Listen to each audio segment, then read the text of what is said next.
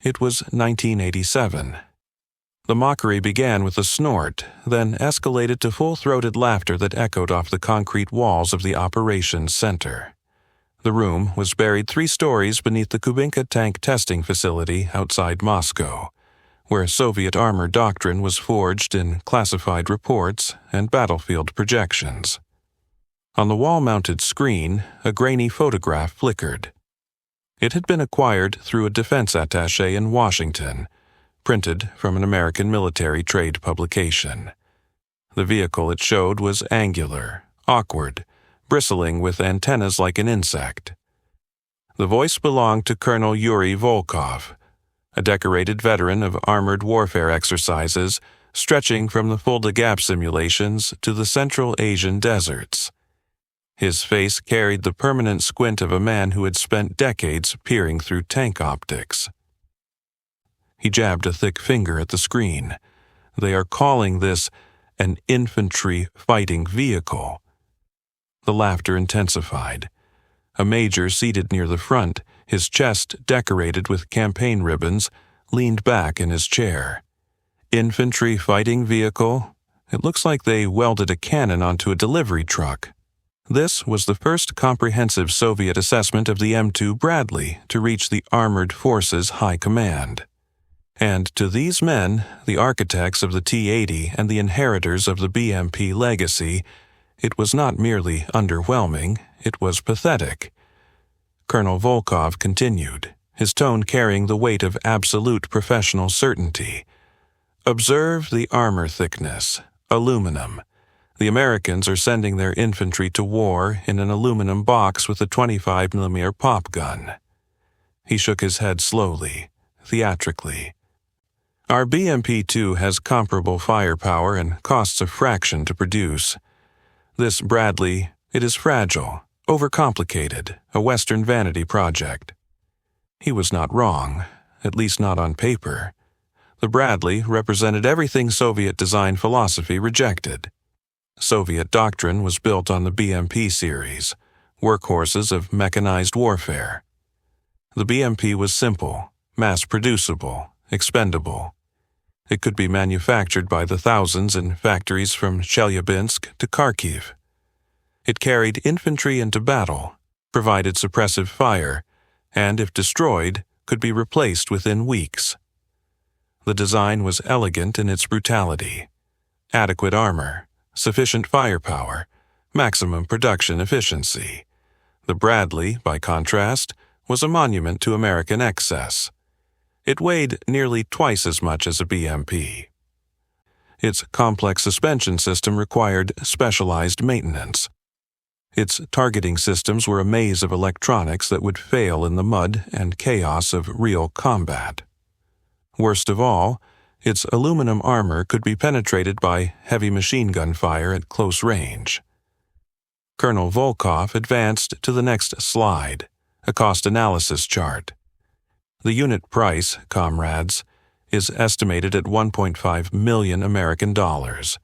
For comparison, our T-80 main battle tank costs approximately 1.2 million rubles to manufacture. He paused for effect. We can produce 10 BMP-2s for the cost of 1 Bradley. A general, in the front row, his collar adorned with 3 stars, stubbed out his cigarette in a glass ashtray. So, the Americans have built an expensive target. How does this change our doctrine? It does not, Volkov replied immediately. The Bradley is not a peer threat to our armor. It is a support vehicle, a battle taxi with delusions of grandeur. Our T-80 battalions will encounter these vehicles during any NATO engagement. Yes, but they are targets of opportunity, nothing more. The real threat remains the M1 Abrams. The room murmured in agreement. This made sense. This aligned with everything they knew about armored warfare. Tanks kill tanks. Infantry fighting vehicles transport infantry and provide covering fire. The hierarchy was clear, immutable, proven across decades of Soviet military theory. A tactical doctrine was born in that room.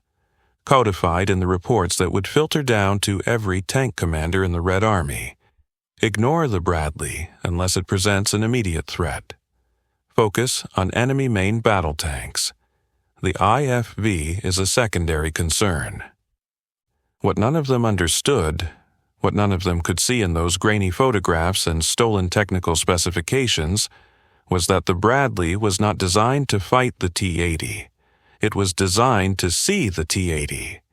And in modern warfare, the difference between those two missions was the difference between life and death. Colonel Yuri Volkov had spent 23 years in armored warfare, and he trusted his eyes. He trusted the optical rangefinder on the T-80. He trusted the ballistic computer, crude by Western standards perhaps, but reliable. He trusted steel and mathematics and the doctrine that had been refined through decades of Soviet tactical evolution. What he did not trust, what he had been trained to dismiss, were the promises of high-technology solutions to problems that did not exist.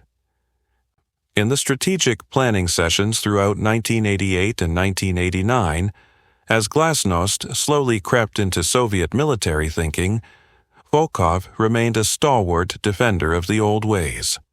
When intelligence reports mentioned advanced thermal imaging systems being integrated into American armor, he waved them away. Thermal optics are a luxury for peacetime exercises, he would say. In real combat, with smoke and dust and burning fuel, they become as blind as everything else. When reports surfaced about data link systems allowing American vehicles to share targeting information in real time, he scoffed. More electronics to fail, more complexity to break down. Give me a simple radio and a trained crew, and I will outfight any computer network they can design. The T-80 embodied his philosophy. It was fast, reaching speeds of 70 kilometers per hour on roads. Its low profile made it difficult to spot and harder to hit. Its 125mm smoothbore cannon could penetrate any NATO armor at combat ranges. And crucially, it could be operated by conscripts with 6 months of training. This was mass warfare doctrine perfected. Produce thousands of capable platforms, man them with adequate crews, and overwhelm the enemy through sheer volume of fire. The Bradley in this framework was a joke. Its thin aluminum armor meant it would be shredded by the T-80's coaxial machine gun, let alone its main cannon. Its 25mm Bushmaster cannon, while impressive against light vehicles, was utterly inadequate against tank armor. In a direct engagement, a Bradley versus a T-80, the outcome was predetermined. The Soviet tank would win in under 30 seconds. This calculation was mathematically sound, tactically correct, and strategically catastrophic. Because no one in that Moscow briefing room, not Colonel Volkov, not the decorated major, not the 3-star general, had asked the essential question: what if the Bradley never intends to engage the T-80 directly? What if, instead of fighting, it simply watches? The Bradley's true weapon was not its cannon. It was not its TOW missile launcher. It was not even its armor, inadequate as it was. The Bradley's true weapon was buried in its specifications under the boring technical designation Integrated Sight Unit and Commander's Independent Thermal Viewer. In plain language, the Bradley could see in the dark, through dust, through smoke, through the obscurance that rendered Soviet optics useless. It could identify a tank-sized target at 5,000 meters. It could track that target, designate it, and transmit its exact coordinates to nearby M1 Abrams tanks through an encrypted data link. The Americans had not built a vehicle to fight Soviet armor. They had built a mobile, survivable, long-range targeting node. The Bradley's role was not to close with the enemy. It was to find the enemy, mark the enemy, and let the Abrams kill the enemy from beyond the effective range of Soviet return fire. Colonel Volkov did not understand this because he did not need to understand it. In his experience, in his training, In every simulation and exercise he had conducted, combat was visual. You saw the enemy, you ranged the enemy, you fired at the enemy. The idea that you could be targeted by a sensor you never saw, killed by a gun you never detected. From a range at which you could not effectively return fire, this violated the fundamental grammar of tank warfare. And so, when Colonel Volkov's 3rd Guards Tank Battalion received orders for a deep flanking maneuver through desert terrain, he approached the mission with absolute confidence. His T-80s were the finest tanks the Soviet Union had ever produced. His crews were well trained. His doctrine was sound. The Americans would have their Abrams tanks, yes. Those would be dangerous. But the Bradleys? The fragile, overpriced aluminum battle taxis? Those were just targets waiting to be destroyed. He would learn, in the most devastating way possible, that the greatest threat on a modern battlefield is not the enemy you can see. It is the enemy that can see you. Yuri Volkov earned his first tank command in 1976, a T-62 with a worn-out engine and a crew of Uzbek conscripts who barely spoke Russian. He learned armor doctrine the hard way, through frozen exercises in the Belarusian winter and scorching maneuvers in the Turkestan deserts. By 1983, he had proven himself competent enough to be entrusted with the Red Army's crown jewel, the T-80. The first time he climbed into the commander's cupola of a T-80, he felt what could only be described as reverence. The tank was a technological leap, a gas turbine engine that could propel 42 tons of steel to speeds that made Western analysts question their intelligence reports. Where the old diesel tanks coughed and rumbled, the T-80 screamed like a jet aircraft. Its 125mm cannon could punch through any NATO armor at 2,000 meters. Its autoloader, a mechanical marvel, could sustain a rate of fire that Western tanks with their human loaders could never match. Most importantly, it was low, crouched, a Predator's profile barely 2 meters from the ground to the top of the turret. In the undulating terrain of Central Europe, a T-80 could use terrain features that would expose taller Western tanks. It could hide behind a ridgeline and pop up to fire, then disappear before return fire arrived. This was the essence of Soviet tank design: speed, firepower, and the brutal mathematics of a small target. Volkov's crews loved the T-80 with the fierce pride of men who knew they operated the most advanced weapon their nation could produce. They gave their tanks nicknames, painted kill rings on the barrels after exercise victories, and genuinely believed they were invincible. Then came the briefing about the Bradley. The American vehicle appeared on the intelligence summary with a photograph so unflattering it looked like a caricature. Long, boxy, sitting high off the ground on road wheels that seemed too small for its bulk. The turret was a cluttered mess of antennas and sensors. Someone in Volkov's battalion immediately dubbed it the Moving Communications Tower. Another crew commander, a Ukrainian with a talent for mockery, called it Aluminum Coffin on Wheels. The nicknames stuck because they felt true. The Bradley's specifications read like a comedy of Western military industrial excess. It weighed 27 tons but could only carry 6 infantry soldiers. For comparison, the BMP-2 weighed 14 tons and carried 7. The Bradley's armor was aluminum alloy, a material associated with aircraft and cooking pots, not fighting vehicles.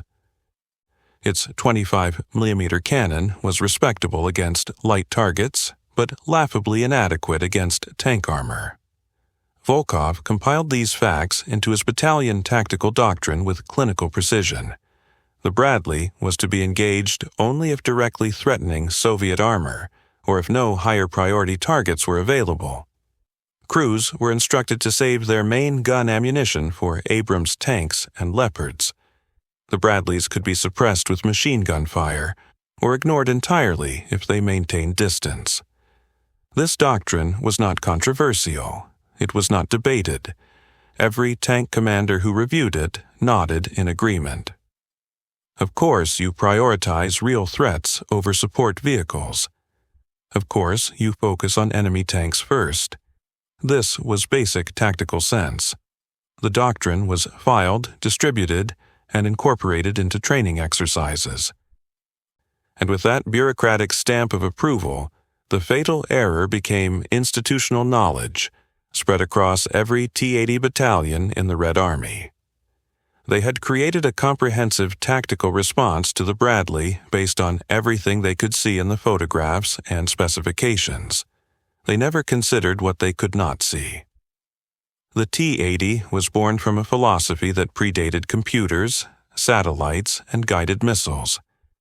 It was rooted in the Great Patriotic War, where the Soviet Union had defeated Nazi Germany not through technological sophistication, but through industrial might and strategic brutality. The T-34 tank that broke the Wehrmacht was not the most advanced tank of the war. It was the most producible, the most repairable, the most sustainable across thousands of kilometers of front line. Complexity was the enemy. Simplicity was survival. This doctrine crystallized into a formula. A tank needed three things to win. First, a gun powerful enough to kill enemy armor at combat range. Second, speed sufficient to maneuver and exploit breakthroughs. Third, armor thick enough to survive long enough to accomplish the first two. Everything else was luxury, distraction, or Western decadence. The T-80's fire control system reflected this philosophy. It had a laser rangefinder, a ballistic computer, and a stabilization system that allowed firing on the move. These were sophisticated systems by Soviet standards, but they were fundamentally mechanical solutions to physical problems. The gunner acquired the target visually through optical sights, the laser measured the distance, the computer calculated the ballistic drop, and the gun fired. It was a linear process, comprehensible to a conscript with basic technical training. There were no thermal cameras that needed cooling systems and rare earth elements. No data link networks that required encryption protocols and satellite uplinks. No hunter-killer capability where the commander could search for targets independently while the gunner engaged another. These features existed in Western design specifications, and Soviet engineers were aware of them. They were deliberately excluded. The reasoning was economic and strategic. A T-80 cost approximately 1.2 million rubles to manufacture, roughly equivalent to 800,000 American dollars at official exchange rates. The production facilities at Omsk and Leningrad could manufacture them at a rate of 50 per month during wartime mobilization. The design used components from existing Soviet industrial capacity. The tracks were similar to earlier models. The engine, while advanced, was derived from helicopter turbines already in production. The steel came from foundries that had been casting tank armor since 1942. By comparison, intelligence estimates place the M2 Bradley's unit cost at $1.5 million, nearly double the T-80's price. And the Bradley was not even a tank. It was a support vehicle, an armored personnel carrier with an oversized gun. The economic absurdity was staggering. The Americans were spending more money on a vehicle to transport infantry than the Soviets spent on their main battle tank. Volkov had done the mathematics himself, sitting in his quarters with a calculator and a bottle of vodka. For the cost of one Bradley, the Soviet Union could produce 2 T-80s. For the cost of an American armored battalion with 14 Bradleys, the Red Army could field 28 of the most advanced tanks in the world. The implications were clear. In any prolonged conflict, Soviet numerical superiority would be overwhelming. This calculus appeared in classified strategic assessments with graphs and charts. It was briefed to generals and marshals. It shaped procurement decisions and tactical doctrine. The numbers were irrefutable. The Americans were building expensive, fragile vehicles that would be outnumbered, outmaneuvered, and systematically destroyed by the efficient Soviet war machine. The flaw in this analysis was not mathematical, it was philosophical. They had calculated the cost of building the vehicles. They had never considered the cost of losing them. While Soviet analysts were calculating production ratios and ammunition costs, a team of American engineers at Hughes Aircraft Corporation was solving a different problem entirely.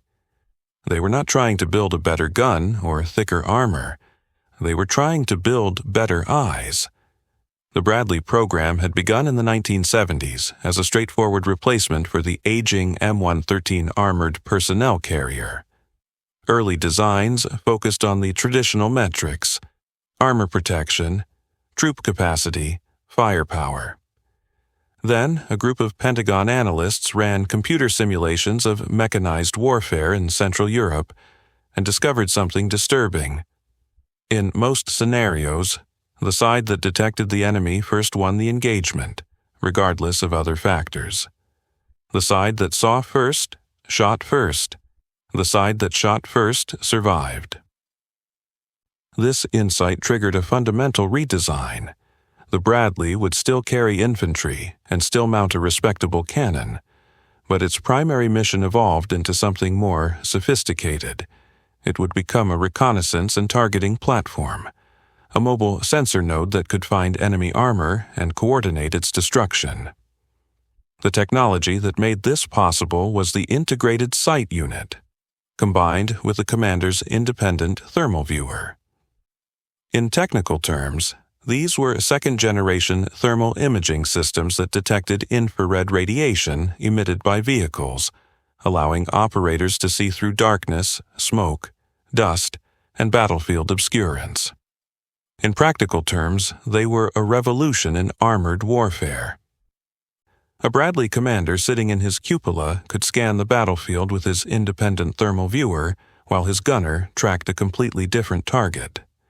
The commander could identify a tank at 5,000 meters in total darkness or through a sandstorm that reduced optical visibility to 50 meters. He could designate that target and transmit its coordinates through a digital data link to nearby M1 Abrams tanks. The Abrams could then engage targets they had never visually acquired, firing at coordinates provided by the Bradley's superior sensors. This capability had no Soviet equivalent. The T-80s optical systems, sophisticated by Russian standards, were fundamentally limited by the laws of physics governing visible light. Smoke obscured them. Darkness blinded them. Dust reduced their effective range to hundreds of meters. The thermal systems gave American vehicles the ability to fight in conditions where Soviet tanks were effectively blind. Intelligence reports about these systems reached Moscow throughout the mid-1980s. They arrived through the usual channels: technical journals, defense attaché observations, satellite imagery of testing ranges. Volkov received a briefing on thermal imaging in 1986, delivered by a GRU technical analyst who seemed almost apologetic about the content. The colonel's response was immediate and dismissive. "Thermal cameras that can see through smoke?" He shook his head. "This is advertising copy, not battlefield reality. These systems require constant calibration. They fail in humidity. They cannot penetrate rain or fog. The Americans are selling a fantasy to justify their budgets." His staff nodded in agreement.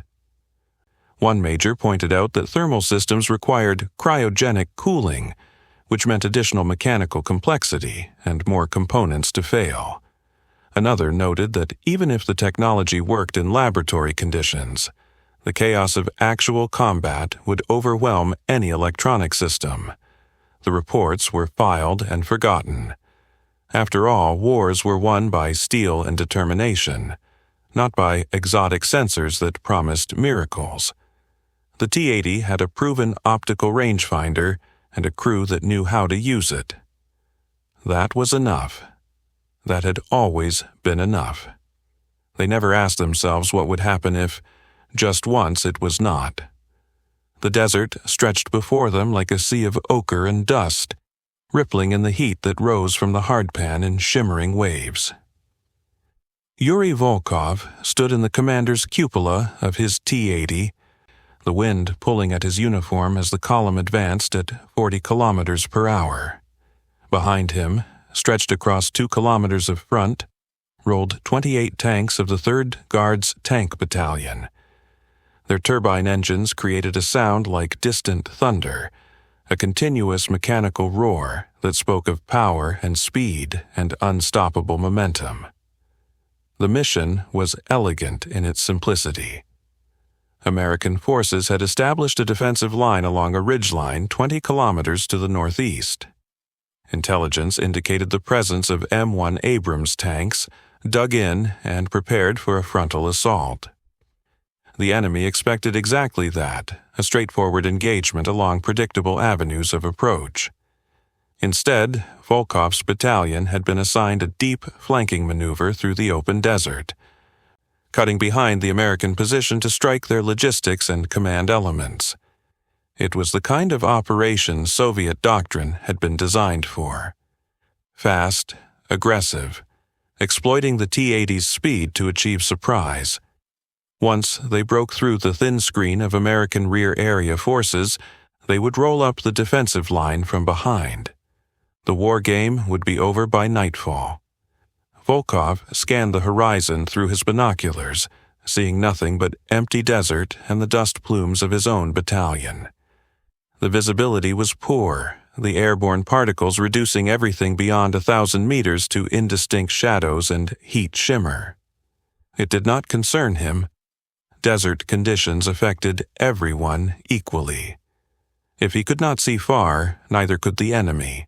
His executive officer, Major Dmitry Karpov, spoke through the intercom from inside the turret.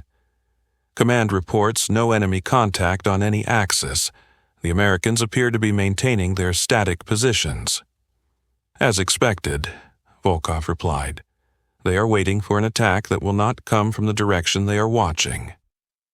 The confidence in his voice was not bravado. It was the product of 23 years of experience, and the certain knowledge that his tanks represented the pinnacle of Soviet military engineering. Each T-80 in his column could engage and destroy any NATO armor at ranges exceeding 2,000 meters. Their low profiles made them difficult targets. Their speed made them nearly impossible to track with the ponderous gun-laying systems of Western tanks. Most importantly, they outnumbered the expected American forces by a comfortable margin. Even if the enemy detected the flanking maneuver, they would be forced to respond with divided forces, weakening their main defensive line. It was a tactical checkmate before the first shot was fired. Volkov keyed his battalion command net. All units maintain formation and speed. We cross phase line Ivan in 10 minutes. Stay alert for screening forces, but remember priority of fire. Enemy tanks first, everything else is secondary.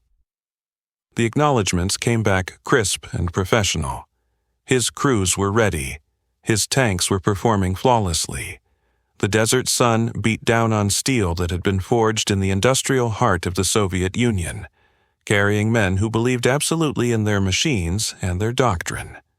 They advanced toward the ridgeline, trailing plumes of dust that marked their position like a signal fire visible for kilometers.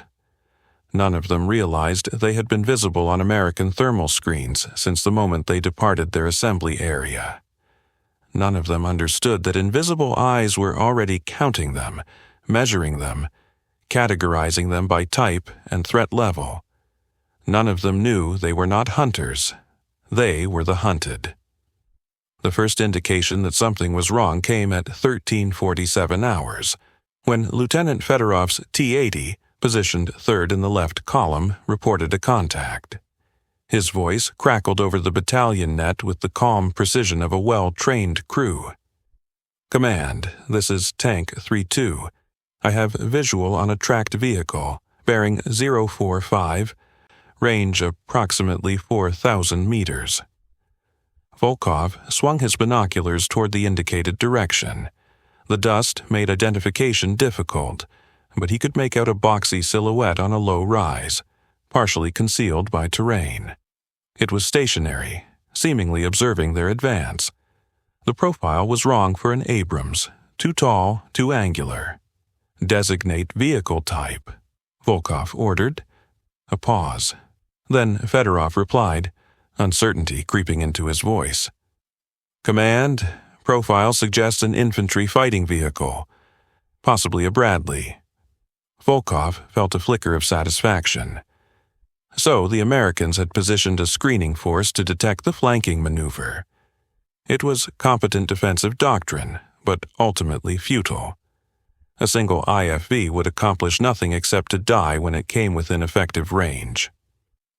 "Maintain course," Volkov commanded. "Do not waste ammunition on a support vehicle at that distance. It will withdraw or be destroyed when we close." The battalion continued its advance. The Bradley, if that was what it was, remained motionless on its rise. Volkov found its behavior odd. Standard doctrine would have it falling back to report contact, not sitting exposed on the skyline. Perhaps the crew was inexperienced. Perhaps they were already calling for support that would arrive too late. 3 minutes later, the world changed. Tank 4-1, commanded by Captain Glazov in the right column, simply exploded. There was no warning, no incoming artillery scream, no missile trail. One moment, the T-80 was advancing at full speed, and the next it was a fireball of detonating ammunition and fuel. The turret separated from the hull in a fountain of flame, tumbling end over end before crashing back to Earth 20 meters away. The battalion net erupted in controlled chaos. Volkov's training took over, his mind racing through tactical protocols. All units, halt and disperse. Identify the firing position. But there was nothing to identify. No smoke trail, no muzzle flash, no visible enemy position within range. The desert stretched empty in every direction except for that single Bradley, still sitting motionless on its distant rise, still far beyond the effective range of any weapon that could destroy a tank. Major Karpov's voice was tight. "Command, Tank 4-1 is a total loss. No survivors. I have no identification on the weapon system. No visible launch signature." Volkov's mind worked through the possibilities. A long-range anti-tank missile from a hidden position? A lucky artillery strike? Or worse, an Abrams tank concealed somewhere beyond visual range, firing at coordinates provided by forward observers. Probable contact with main battle tank, distant position, Volkov announced on the battalion net, forcing confidence into his voice. Maintain dispersion and advance. Locate and destroy enemy armor. Inside Tank 4-1's burning hull, there were no survivors to report what they had seen in their final seconds. No one to explain why their threat indicators had remained silent. No one to describe the moment when their crew commander, Sergeant Anatoly Borodin, had looked at his optical sight and whispered a single question that would never be answered. Why did we not see them? The question hung in the smoke and dust, unheard by anyone still living. The battalion advanced, their confidence shaken but not broken. Yuri Volkov stared at the distant Bradley through his binoculars, watching it finally begin to withdraw, backing down from its observation post with unhurried precision. It had never fired a shot. Yet somehow, impossibly, a T-80 was dead. Staff Sergeant Marcus Hayes sat in the commander's position of his M2 Bradley, 3 kilometers behind the ridgeline where he had observed the Soviet advance. His thermal viewer displayed the world in stark contrast. Cold desert terrain appeared in shades of black and gray, while the hot turbine engines of the T-80 battalion glowed white-hot, each tank a brilliant signature of infrared radiation that might as well have been a spotlight in perfect darkness. The dust that reduced Soviet optical systems to near uselessness was completely transparent to his thermal imaging. He could see through it as if it did not exist, counting each tank in the formation, noting their spacing, their speed, their exact coordinates.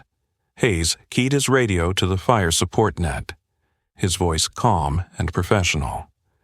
"Sabre, Maine, this is Scout 26. I have 27 hostile armor type T-80, grid November Victor 4 36782. Formation echelon right, speed 40 kilometers per hour, heading 065. Designating priority targets now." His gunner, Specialist Rodriguez, was already using the laser designator to mark the lead vehicles. The system transmitted their exact coordinates through an encrypted data link to the Fire Direction Center, which relayed them instantly to the M1 Abrams tanks positioned in concealed firing positions 8 kilometers to the rear. This was the Bradley's true mission: not to fight, to find, to watch, to designate. "Scout 26, Sabre, Maine. We have good copy on 27 hostile armor. Abrams platoon is ranging on your designated targets. Stand by for fire mission." Hayes watched his display as the Soviet battalion continued its advance, completely unaware that they had been under continuous observation for the past 30 minutes. The Americans had tracked them from the moment they departed their assembly area, the thermal systems cutting through morning haze, midday dust, and atmospheric distortion with equal ease. The engagement that destroyed the first T-80 had been executed with surgical precision. Hayes had designated the target. An Abrams tank commander, sitting in a hull-down position behind a terrain feature that made his vehicle completely invisible to Soviet optics, had received the coordinates. His gunner had laid the gun using the fire control computer, never actually seeing the target with his own eyes. The ballistic computer had calculated range, crosswind, temperature, and barrel wear. The round had been fired at a range of 3,800 meters, well beyond the effective range at which the T-80 could return fire. To the Soviet crew, death had arrived without warning from an impossible distance. They never saw the muzzle flash. They never detected the incoming round. Their threat warning systems, designed to alert them to laser designators operating in specific frequencies, had remained silent because the American lasers operated on wavelengths Soviet engineers had not anticipated. Hayes zoomed his thermal display, focusing on individual tanks. Even at this distance, he could see details: the heat signature of idling engines, the cooler spots where reactive armor blocks were mounted, the thermal bloom of exhaust vents.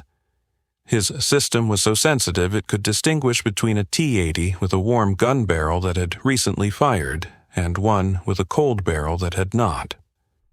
"Target priority is the command tank, second vehicle left column," Hayes transmitted. "Thermal signature shows enhanced communications suite. Designating now."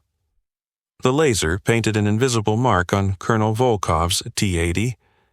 8 kilometers away, an Abrams gunner centered his crosshairs on coordinates he had never visually acquired. The fire control system displayed a 93% probability of first-round hit. The Americans were not fighting a tank battle. They were conducting a clinical execution, and the Bradley's thermal eyes were the instrument that made it possible. In the dust-choked desert where Soviet doctrine assumed equal blindness for both sides, the Americans could see everything, and the Soviets could see nothing at all. Volkov's battalion crested the ridgeline at 14:12 hours, 28 tanks emerging from the depression in a textbook assault formation. The turbine engines screamed as the drivers pushed their throttles forward, the T-80s surging up the slope with the raw power that had made them legends in Soviet armor schools. This was the moment of decision, the point where they would break through the American screening force and drive deep into the enemy rear. The lead tank, commanded by Captain Pyotr Surkov, reached the crest first. His gunner was already scanning for targets. the optical sight sweeping across the empty desert beyond. Surkov keyed his radio. "Command, this is Tank 1-1. I have reached phase line Dmitry. Visibility is approximately 1,000 meters. No enemy contact." The 120mm sabot round struck his tank at 1,770 meters per second. It penetrated the frontal armor just below the turret ring, the tungsten dart burning through steel like a needle through paper. The round continued through the fighting compartment, through the autoloader carousel, where 28 rounds of ammunition waited in their mechanical cradle, and detonated the entire load in a microsecond of catastrophic energy release. Captain Surkov never finished his transmission. The explosion lifted the 42-ton tank off its tracks and tore it apart from the inside. The turret became a ballistic projectile, flipping end over end in a spray of burning fuel and shrapnel. What remained was not a tank, but a funeral pyre, black smoke boiling into the desert sky. Then the rest of the barrage arrived. Tank after tank erupted in fire as the American Abrams, firing from positions so distant and so well concealed that they might as well have been invisible, methodically destroyed the Soviet formation. The rounds came from bearings that made no tactical sense, from ranges that should have been impossible, with accuracy that defied everything Volkov understood about tank gunnery. The battalion radio net disintegrated into chaos. "I am hit! I am hit! Where did it come from? Tank 3-4 is burning. I see no enemy position. Command, I have no visual on targets. There is no smoke, no muzzle flash, nothing." Volkov shouted into his microphone, trying to impose order. "All units, reverse slope, get off the ridgeline, disperse, and—" His own tank shuddered as a round passed so close that he felt the supersonic shock wave, a physical blow of displaced air that made his ears ring. The shot missed by less than a meter, impacting the sand behind them in a geyser of pulverized earth. "Driver, reverse now!" Volkov screamed. Through his binoculars, through the dust and smoke of burning tanks, he caught a glimpse of movement. There, 4 kilometers distant, barely visible through the shimmer of heat, a Bradley. It sat motionless on a low rise. Its turret traversed toward them, but it was not firing, just watching, just tracking. Another tank exploded, this one to his left. Tank 2-3, commanded by his best company commander, Lieutenant Orlov. The young officer who had laughed at the Bradley schematics in the briefing room 6 months ago. The tank burned with the same terrible completeness as all the others. "Where are they?" Major Karpov's voice was raw with desperation. "Command, I cannot see the enemy. How are they killing us?" Volkov stared at the distant Bradley, understanding crystallizing in his mind like ice forming on a winter lake. The IFV was not engaging them. It did not need to. It was simply marking them, designating them, painting invisible targets on Soviet steel for guns that sat beyond the horizon. His radio crackled with screams and tactical reports that meant nothing anymore. 12 tanks were burning. No, 13. The carefully planned flanking maneuver had become a massacre, and they had never even seen their killers. In that moment, watching his battalion die, Volkov understood the true face of modern warfare. The Bradley had never been a joke. It had been a revolution, and they had all been too arrogant to see it. Volkov's tank sat in a hold-down position behind a sand berm, the engine idling, the crew silent except for the sound of their breathing in the confined space. Around them, the desert had become a graveyard. 18 T-80s were burning or already burned out, their hulls reduced to twisted metal skeletons. The survivors, the remaining 10 tanks of his battalion, were scattered across 3 kilometers of terrain. Each crew commander making desperate calculations about whether to advance, retreat, or simply remain frozen in place. Major Karpov's voice came through the intercom, stripped of all professional composure. "Command, we cannot continue the advance. We cannot even identify where to return fire. This is not a battle. This is an execution." Volkov did not respond immediately. His mind was working through the mathematics of their destruction, arranging the pieces of intelligence reports he had dismissed, the technical specifications he had mocked, the warnings he had ignored. The equation was simple once you understood it, brutally, horrifyingly simple. The Bradley's thermal systems could detect and track a tank-sized target at 5,000 meters, possibly farther in these clear desert conditions. The vehicle did not need to be close. It did not need to be aggressive.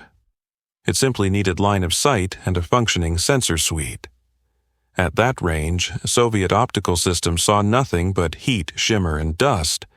The M1 Abrams, receiving targeting data from the Bradley, could engage with its 120mm gun at 4,000 meters with a high probability of first-round kill. The American fire control system, the sophisticated computers Volkov had dismissed as over-engineered Western excess, could calculate ballistic solutions for targets the crew never visually acquired. They could kill what they could not see. The T-80, with its optical rangefinder and mechanically computed ballistic solution, could effectively engage targets at 2,500 meters, perhaps 3,000 under ideal conditions. Beyond that range, accuracy degraded rapidly. The probability of hitting a target at 4,000 meters was negligible. The Americans had created a combat engagement window that existed entirely outside Soviet doctrine. They could see at 5,000 meters. They could kill at 4,000 meters. And the T-80 could only fight back at 2,500 meters.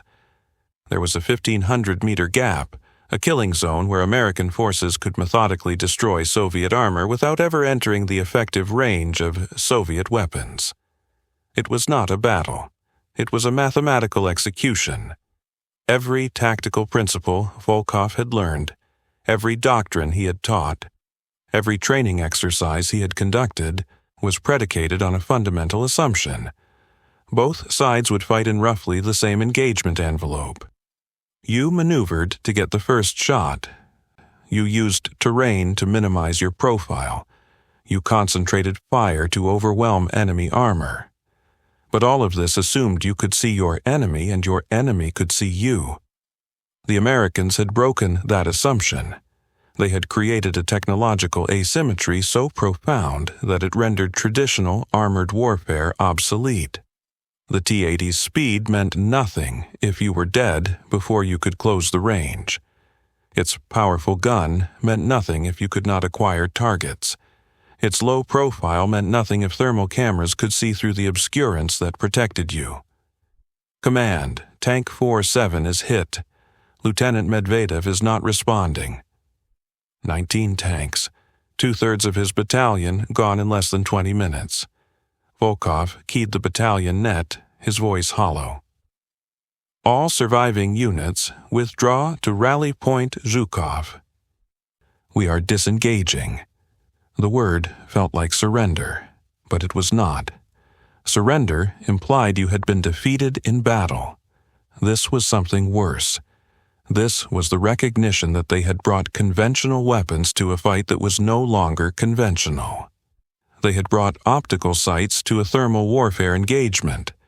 They had brought 20th century doctrine to a battlefield that had already moved into the 21st century.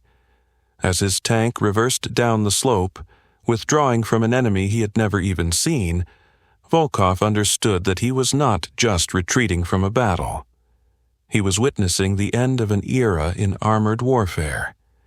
And it was ending not with heroic last stands or tactical brilliance, but with the cold mathematics of technological superiority. The equation had spoken, and they had lost. The command post was a tent erected in a wadi, 15 kilometers behind the line of contact, far enough from the killing ground that the smoke from burning tanks was just a dark smudge on the horizon. Volkov sat alone at a folding table, a field radio in front of him, a half-empty glass of water beside a blank after-action report form.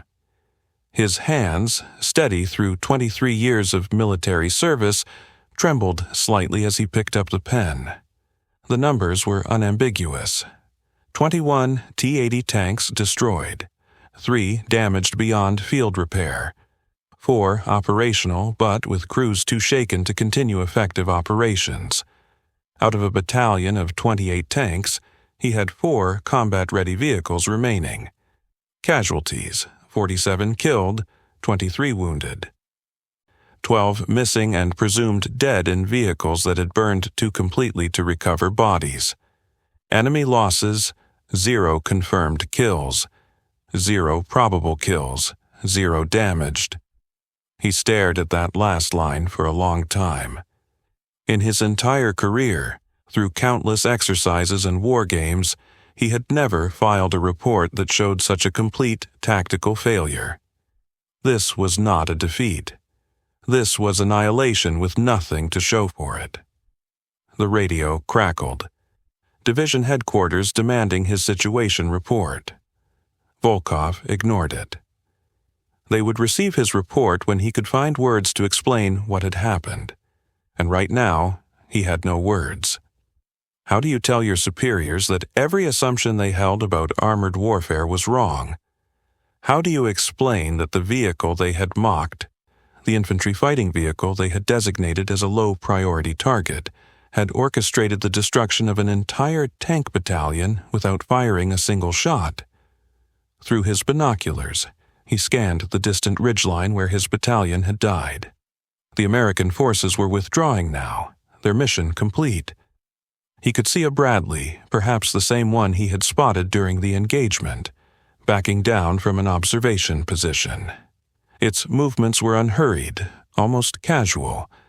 The turret remained calm, traversing slowly as it maintained awareness of the surrounding terrain. It had never closed to engage. It had never exposed itself to direct fire. It had simply watched, and that had been enough. Volkov set down his binoculars and began to write. The words came slowly, each sentence an admission of institutional blindness. On 14th of June, 3rd Guards Tank Battalion encountered American mechanized forces during execution of flanking maneuver. Battalion sustained catastrophic losses due to engagement by enemy armor at ranges exceeding our effective return fire capability. Enemy employed advanced target acquisition systems, likely thermal imaging, operating in coordination with main battle tanks positioned at extended range. Our optical systems proved inadequate to detect or engage enemy forces under desert conditions. He paused, then added the line that would end his career, but might save lives in future engagements. Current doctrine regarding American M2 Bradley Infantry Fighting Vehicle is fundamentally flawed. Vehicle must be redesignated as primary threat due to advanced sensor capability. Recommend immediate revision of tactical procedures and development of countermeasures. The radio crackled again. This time he picked up the handset. 3 Guards Actual, send your traffic. 3 Guards, this is Division. We show multiple emergency beacons from your battalion area. What is your status? Volkov closed his eyes. When he spoke, his voice was flat, drained of emotion. Division, 3 Guards. Mission failed.